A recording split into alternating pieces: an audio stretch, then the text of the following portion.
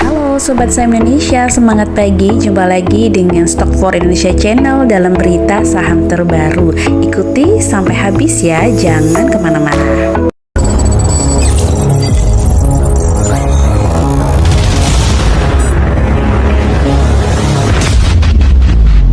Oke, berita pertama seperti biasa yaitu dari Wall Street ya, yang akhirnya nih jatuh dalam nih setelah Powell beri sinyal Fed belum selesai. Jadi kemarin ditutup merah semuanya. Ya ini dia rinciannya. Dow Jones turun 1,55%, S&P turun 2,51%, dan Nasdaq turunnya lumayan nih 3,45%. Nah ini dia, The Fed akhirnya mengerek suku bunga acuan 75 basis poin ke 4%. Ini tertinggi sejak 2008. Dan bagaimana dengan bursa Asia? Ternyata bursa Asia kemarin tuh menghijau ya, kecuali dua nih, Nikkei Jepang dan IHSG yang loyo. Nah, jadi IHSG kemarin tuh turun 0,52% ke 7.015 hingga tutup pasar di sektor teknologinya yang melesat nih. Dan di saat pelemahan IHSG, Asing mencatatkan net sale 367 miliar. Nah, apa aja sih saham-saham yang banyak di net sale asing dan juga di net buy asing? Ini dia datanya. Oke, investor asing mencatat net sale itu 366,72 miliar. Nah, saham-saham yang dijual oleh aset adalah Telkom, kemudian BMRI dan juga ASI. Sementara saham-saham yang banyak di net buy antara lain oleh BBNI, Goto, dan BBRI. Akhirnya Goto ya di net buy oleh asing nih. Padahal lock-up-nya udah mau dibuka bentar lagi.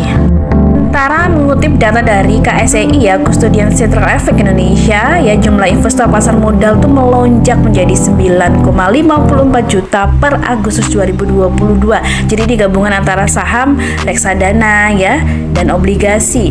Nah, tercatat nih sebagian besar masih didominasi oleh kaum milenial dan generasi Z ya, yang berusia di bawah 30 tahun. Jadi banyak sekali nih anak-anak muda yang semakin melek dengan pasar modal ya, terutama saham.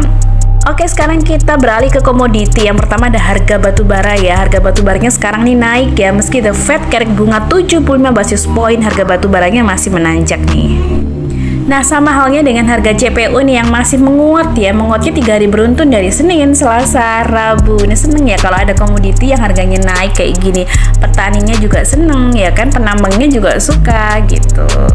Yang nggak suka mungkin industri-industri atau perusahaan yang banyak menggunakan komoditi seperti ini sebagai bahan bakunya atau sebagai bahan penunjang ya, seperti bahan bakar seperti itu ya. Dan kemudian ya minyak goreng ya kan, ini juga perlu banget nih untuk beberapa industri makanan ya.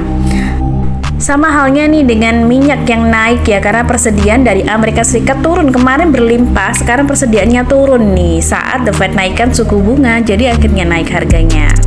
Begitu juga dengan emas yang di perdagangan hari Kamis pagi ini naik tipis. Oke, saatnya kita membahas emiten. Yang pertama pasti dari komoditi. Nah, ini dia, Indo Tambang Raya ITMG menebar dividen jumbo Rp4.128 per lembar saham. Jadi ITMG ini terkenal ya, memang dividennya jumbo ya. Harganya juga jumbo tapi dividennya tuh setara gitu, bahkan lebih besar daripada deposito. Nah, ini dia, jadi recording date-nya itu tanggal 14 November. Jangan ketinggalan ya, atau selama deh buat yang udah punya udah beberapa bulan yang lalu saat harganya batang. Berikutnya ada dari PTBA yang menekan MOU 1.300 MW PLTB dengan perusahaan Cina. Jadi PTBA ini banyak sekali melakukan ekspansi ya, jadi akan mengakuisisi PLTU, PLN, sekarang PLTB, yaitu pembangkit listrik tenaga bayu. Berikutnya ada kabar bagus dari Bumi yang mencetak laba 365,4 juta US dollar per kuartal 3. Ini kabarnya bagus sekali ya, karena ini labanya melejit karena penjualnya juga naiknya nggak kira-kira ya 109,3%. Dan kemudian mengakibatkan labanya tuh naik 473,7% hingga kuartal 3. Semoga aja harganya naik boom. Nah, masih di Bakri Group ada NRG juga yang mengalami kenaikan laba yang signifikan. Labanya naik 138,37% di kuartal 3 ini.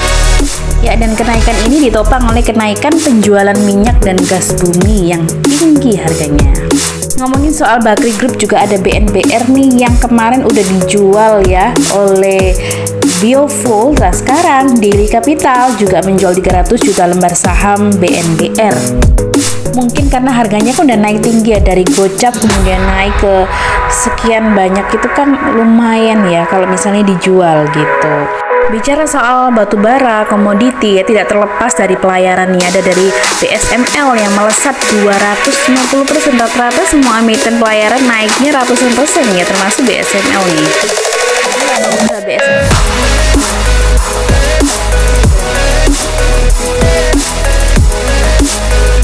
Nah, tapi lambat tahun berjalan di periode yang sama itu juga naiknya lumayan ya, karena tahun lalu cuma 3M nih, jadi 250% ya. Oke, berikutnya masih kabar bagus dari SMBR ya, ini sama-sama pelayarannya juga labanya naik lumayan nih. Karena pendapatannya juga jumbo nih ya, ada 853 juta US dollar pendapatannya sih.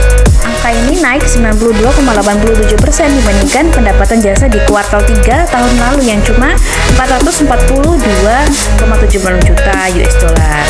Nah, dari pendapatan itu akhirnya diperoleh laba 171 US juta dolar. Nah, ini naiknya 232%. Wow, luar biasa. Selamat buat SMDR. Dan SMDR juga mau melakukan aksi korporasi nih, ada stock split biar sahamnya makin murah ya, rasionya 1:5.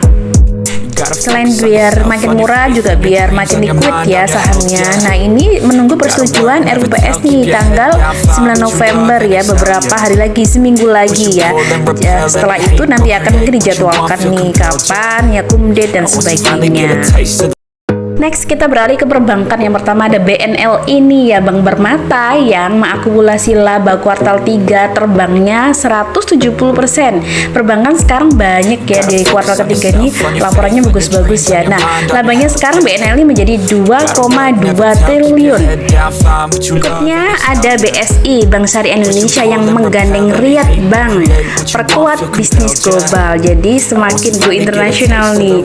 Nah, apa sih kerjasamanya dengan Riyad Bank ini? Ternyata adalah, jadi Riyad Bank ini akan menjadi mitra BSI dalam melakukan ekspansi bisnis di Arab Saudi nih. Kedua belah pihak menggarap potensi bisnisnya seperti treasury, kemudian haji dan umroh, trade finance, remitensi, dan bisnis antar bank lainnya. Nah, oke, next kita masih ke pembiayaan ya. Ada ADMF atau Adira Finance yang meraup laba bersih 1,1 triliun di kuartal ketiga tahun ini.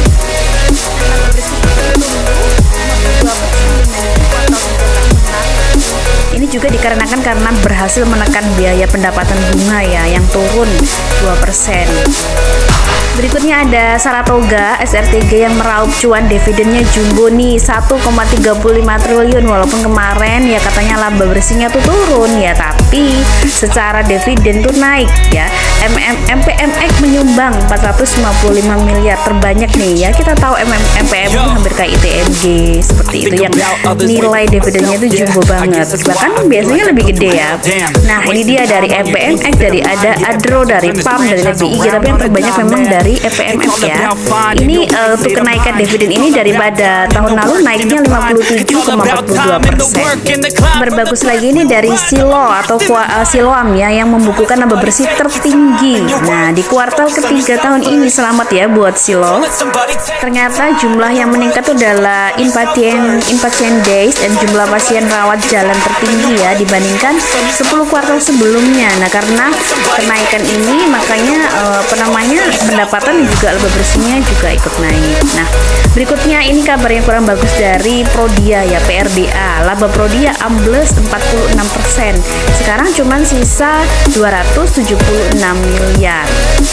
Hal yang sama juga dialami oleh SCMA. Ini salah penulisan aja ya, bisnis.com ya, bukan SMCA tapi SCMA, yaitu Surya Citra Media, yang rela labanya tergerus demi video atau jawara streaming ya. Siapa yang nggak kenal dengan video? Nah, nggak apa-apa nih, mengeluarkan modal dulu ya, nanti pendapatannya bertambah. Video ini ditingkatkan ya, kayak fitur-fitur dan sebagainya itu untuk menunjang nih seperti acara nanti ya yang akan disiarkan oleh SCTV, yaitu siaran Piala Dunia ya, biar kontennya semakin eksklusif dan semakin bagus ya. Jadi pemirsanya betah nih buat yang nonton ya. Nah, selanjutnya kita ngomongin properti nih. Yang pertama ada dari BSDE ya. Pengendali Bumi Serpong menghabiskan 12,79 miliar rupiah nih untuk memborong 14,08 juta lembar saham BSDE. Seneng ya kalau misalnya ada pemilik dari suatu emiten yang dia buyback atau dia borong sahamnya sendiri tuh, berarti dia ada kepercayaan nih terhadap perusahaan yang dia kelola sendiri ya. Berikutnya ada juga nih dari MPLA, kabar bagus ya. Emiten properti portofolio grup Salim membukukan laba 268 miliar rupiah. Selamat buat MPLA. Ngomongin soal Salim nih, ternyata Salim juga memborong lagi emiten properti namanya Omre. Makanya kemarin sahamnya naik tinggi ya. Nah, kira-kira nih kalau sekarang ini jadi berapa kepemilikan saham atau di Salim di Omre ini? Ternyata sudah memiliki 78,24% saham Omre. Wah, jadi pengendali nih ya. Jadi nambah emiten semakin banyak yang dimiliki oleh Salim Group. Nah, oke, kita tinggalkan Salim Group, kita ke SMRA, masih di properti ya, yang membukukan laba 309,67 miliar di kuartal ketiga. Nah, walaupun mengalami peningkatan beban ya, tapi masih bisa mencatatkan kinerja yang bagus nih. Jadi laba bersihnya dari SMRA ini naik 81,69 triliun ya, meningkat ya dari 234 miliar ke 309. Nah, berikutnya ada dari TOTL Konstruksi ya. Ini kebalikan. Jadi total Bangun Persada itu mencatat laba 65,98 miliar, tapi angka ini bukan naik ya, tapi ini malah turun. Jadi tahun lalu tuh masih mencetak laba 75,74 miliar. Nah, kali ini di kuartal ketiga tuh di bawah 70 miliar, jadi turun ya. Next, kita ke sama masih di konstruksi maritim ya, Dakar W ya. Kinerja menggembirakan. Nah, kali ini pendapatan dari XTSI Jasa Prima itu melonjak menjadi 5,25 juta US dollar. Kebanyakan konstruksi di akhir tahun naik ya, cuma TOTL karena bebannya tinggi jadi turun. Nah, ini dia. Jadi Karwe ini malah bisa membalikkan ya, dari yang rugi sebelumnya akhirnya bisa menjadi laba. Oke, semoga setelah ini konsisten dan malah meningkat ya kinerjanya. Nah, selanjutnya kita ke Depo. Depo ini bahan bangunan yang menjual bahan bangunan seperti itu, keperluan seperti itu, properti, kebutuhan konstruksi dan properti. Nah, ini punya dari sama seperti ownernya Cleo, kemudian Avia ya, cat Avian itu, yaitu Pak Hermanto Tanoko. Nah, ini Depo mau membagikan dividen nih. Total dividennya 14,93 miliar. Nah, jadi per lembarnya ini 2,2 rupiah. Jadi satu lotnya 220 rupiah. Selanjutnya yaitu dari INTP ya, beban pokok meningkat, laba Indosemen tergerus. Ini kebalikan kemarin SMGR sama SMBR ya, holding ini jadi untung nih, tapi INTP yang biasanya laporannya bagus ya, kali ini labanya tergerus karena beban pokok meningkat. Sebenarnya secara pendapatan dia naik ya, tumbuhnya 9,9% nih dibandingkan 9 bulan pertama di tahun lalu yang cuma 10 triliun. Cuman sayangnya karena beban pokok penjualan ini naik ya, jadi akhirnya jadi labanya juga ikut tergerus. Nah, labanya itu anjlok 21,68% di tahun ini, kuartal ini ya. Oke, berikutnya kita ke daerah mal-mal ini ya. Jadi kita ke Matahari, LPPF yang membuka gerai baru di City Plaza Bondowoso, Jawa Timur. Jadi malah melebarkan sayapnya ke daerah-daerah yang mungkin jauh nih dari kota besar ya. Nah, bagus nih, ini ada perkembangan luar biasa. Berarti di sana mungkin udah mulai rame nih daerahnya. Lalu yang biasa ada di mall juga nih ada Hero ya, Hero supermarket yang untuk membayar utang harus menjual aset 180 miliar. Kemarin laporan keuangannya kurang bagus ya Hero. Nah, sekarang ini harus jual aset juga untuk bayar hutang. Nggak apa-apa, jual aset dulu yang hutangnya berkurang, jadi jalannya ke depan tuh lebih enak lagi. Berikutnya ada Indomaret nih, Indo Retail Makmur ya, atau Dinet ya. Hanawel memborong 477,93 juta lembar saham. Kemarin tuh menjual, tapi akhirnya sekarang memborong lagi nih dengan jumlah yang lumayan jumbo. Jadi sekarang kepemilikannya itu bertambah sekitar 3,37%. Nah, masih seputar supermarket nih, ada Hypermart ya, Matahari Prima MPPA yang tekor ya, sama-sama nih. Supermarket ini rata-rata tekor ya, di tekor kuartal 3 tahun ini. Ekornya lumayan gede nih, 290 miliar. Ini bengkaknya 68%.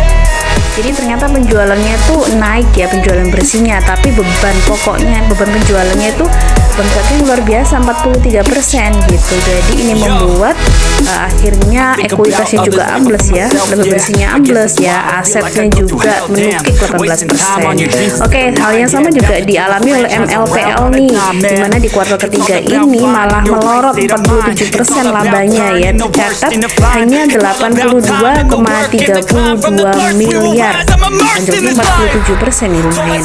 Sebenarnya pendapatan investasi ini yang bikin drop nih, yaitu dropnya 80%, jadi 109 miliar. Padahal di tahun yang lalu tuh masih lumayan ya. Lanjut, sama juga dialami nih Max ya, labanya juga turun di kuartal 3 karena ekspornya loyo, jadi tidak seagresif seperti tahun lalu ekspornya.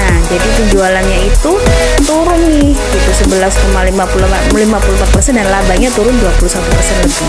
Kita tinggalkan kabar sedih, nah kita ke Vivi yang meminta persetujuan pemegang saham kemarin ya untuk private placement.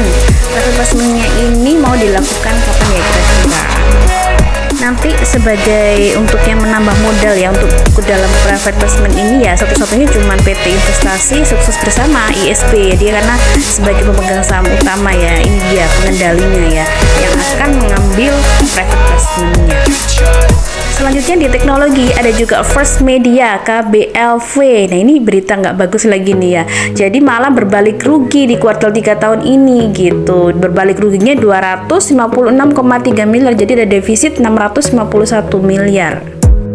Ini dropnya nggak kira-kira ya, yang lain pada naik 100-200%, ini dropnya 224% dari periode yang sama di tahun lalu ya, masih ada laba 205 miliar, tapi saat ini malah rugi. Oke, semoga setelah ini membaik. Berikutnya masih dari dunia teknologi ya, ada JTPE ya, naik 38% nih. Ini dia kabar bagus ya, laba bersihnya naik 38% di kuartal tahun ini. Ini merupakan kabar bagus untuk emiten yang bergerak di bidang solusi digital security dan security printing atau percetakan security. Ya, semoga aja ini bisa bertahan ya, konsisten untuk menaikkan labanya sampai tahun depan. Nah, kenaikan laba ini juga dialami oleh GLVA yang melesat 122%. Laba bersihnya kira-kira pemicunya apa ya? Jadi GLVA ini dia adalah bergerak di bidang solusi teknologi ya. Ini meraih labanya 51,59 miliar tahun ini untuk kuartal ketiga, tumbuhnya 122%. Oke, kita ke CPRO nih. CPRO ini nyungsep nih, ini juga laba bersihnya tergerus ya 86%. Nah, tersisa cuma tinggal 285 miliar. Bagi para trader, saham CPRO ini nggak asing ya, tapi buat teman-teman yang belum tahu ya saham CPRO ini apa, ini bergerak dalam bidang usaha budidaya udang terpadu, produksi dan penjualan udang, ikan, dan pakan ternak lainnya, dan investasi ekuitas di perusahaan lain. Nah, ngomongin soal ternak jadi inget WMPP ya, saham Widodo Makmur ini diobral di sahamnya oleh Tumiana, diobralnya 223 juta lembar saham. Ini harga 134 sampai 135. Cuma jumlah lembar saham di sini di WMPP ini memang banyak ya. Jadi walaupun udah dijual tuh masih ada 78,25%. Tembulusnya cuma 0,75% aja. Ngomongin soal makanan, ada di Garuda Food atau Good yang memperoleh fasilitas kredit 250 miliar. Semoga ini teralokasi dengan baik, efektif untuk peningkatan kinerja bisnisnya.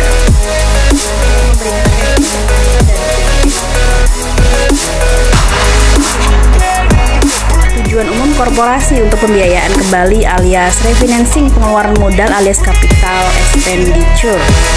Nah, lalu pengeluaran modal juga tahun ini dan sebagainya. Masih seputar makanan, ada emiten enak ya. Ini racikan Kemresto enak. Setelah rugi menjadi laba 46 miliar, jadi rugi menjadi laba segini banyaknya ya, luar biasa. Hal ini disebabkan karena ada pertumbuhan penjualan bersih ya yang sebesar 85,82%. Jadi mengakibatkan kemudian dari segi pengeluaran beban pokoknya ini sebenarnya bengkak 90%, tapi akhirnya bisa menghasilkan laba yang lumayan juga. Oke, berikutnya tentang berita aksi korporasi. Ini sudah kita sediakan di grup kami di forum trader dan investor di Telegram ya, SFI. Nah, contohnya seperti ini. Berikut daftar perusahaan yang akan melakukan RUPS. Apa aja tuh? Nah, contohnya ada BRPT ya, ini RUPS di Jakarta. Lalu ada juga perusahaan yang akan melakukan stock split, yaitu SMDR dengan rasio 5:1. Kemudian ada juga daftar eksekusi waran, ada dari waran IPO ya. Yang pertama ada MKTR Strip W. Ini exercise-nya masih lama, masih 2025. Kemudian ada juga yang akan membagikan dividen seperti IPMG yang tadi sudah kita bahas di awal. Kemudian ada MLBI juga yang membagikan dividen. Kemudian ada SKRN. Nah, ini date-nya bentar lagi nih, di 10 November ya, di bulan ini. Siap-siap ya. Terima kasih yang sudah menonton video ini dan semoga bermanfaat. Jangan lupa jika ingin bergabung bersama komunitas Stock for Indonesia bisa menghubungi hotline kami di kolom deskripsi. Sampai jumpa dan semoga sehat selalu. Go Financial Freedom.